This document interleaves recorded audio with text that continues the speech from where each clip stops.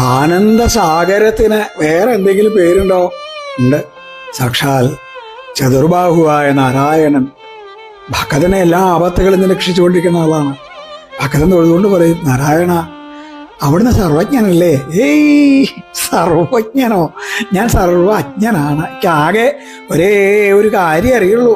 എവിടെയാ എൻ്റെ ഭക്തന്റെ കണ്ണ് നിറയണത്, എവിടെയാ എൻ്റെ ഭക്തന്റെ പാദങ്ങൾ പതറണത്, അവിടെ ഓടി വരിക, അവനെ രക്ഷിക്കുക, അത്ര തന്നെയുള്ളൂ.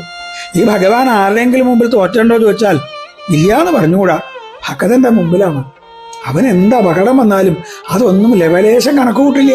ഇതൊക്കെ എൻ്റെ ഭഗവാൻ നിശ്ചയാവും എന്നാ വിചാരിക്കുക.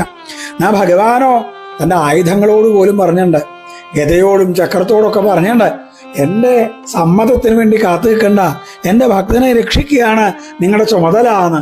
ഭക്തനോട് എത്രയാ പ്രേമം എന്ന് പറയാൻ വയ്യ ഭഗവാന്റെ. അതുപോലെ തന്നെയാ ഭഗവാനോട് ഭക്തനുള്ളത്. ആ നാരായണന്റെ പാദങ്ങളിൽ അനന്തകോടി നമസ്കാരം.